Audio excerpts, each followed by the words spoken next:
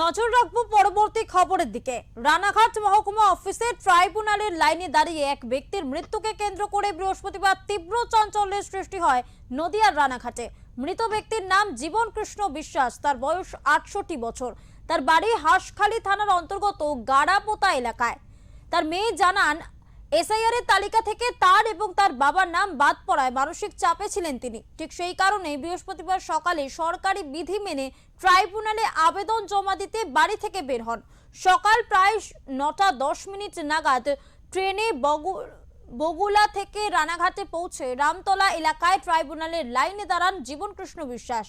পরিবারের সদস্যের অভিযোগ রয়েছে, দীর্ঘক্ষণ লাইনে দাঁড়িয়ে থাকার সময় হঠাৎ অসুস্থ হয়ে পড়েন তিনি এবং মুহূর্তের মধ্যেই মুখ থুবড়ে মাটিতে লুটিয়ে পড়েন।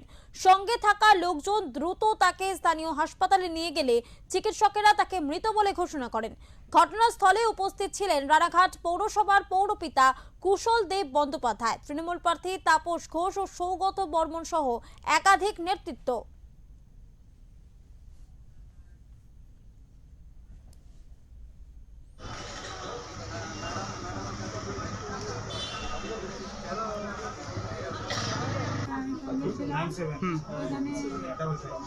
শরীরটা দিয়ে খারাপ হয়েছে, পড়ে গেছে।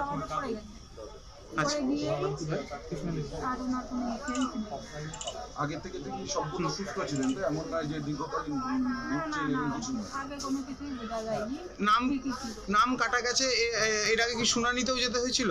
হ্যাঁ, শুনানিতেও যেতে হয়েছিল। আগে একবার জমা দিল, জমা দেওয়ার পরে ও নাম ওঠেনি। আচ্ছা, তারপরে আবার এই যে এখন আবার বললো জমা নিচ্ছে, তাহলে জমা দিয়েছে। আমাকে বললো চল তাহলে কালকে যাই, জমা দিয়েছে। উনি কি কাজ করতেন? রান্নার কাজ করতো। থাকতেন বাড়িতেই নাকি? না না, বাইরেই রান্নার কাজ করতো। কোথায় কাজ করতেন? দণ্ডে এক জায়গায় যেত, সাইড বুঝে একটা সাইড চেঞ্জ হলে অন্য সাইডে যেত। আচ্ছা, তা কখন হলো এই ঘটনা? 10টা নাগাদ ওখানকার লোকজন কি হেল্প করেছিল না আপনারাই? আমরা গাড়িতে করে এসে দিয়ে গেছে।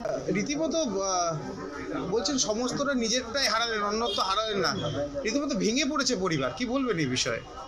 দেখুন, প্রত্যেকটা মৃত্যুই খুব দুঃখের এবং আমরা একজন সহনাগরিককে হারালাম এবং এই সহনাগরিককে যে আমরা হারালাম তার মূলত কারণ এসআইআর নামক যে নরক যন্ত্রণা যা কেন্দ্রীয় সরকার, বিজেপি সরকার মানুষকে দিচ্ছে।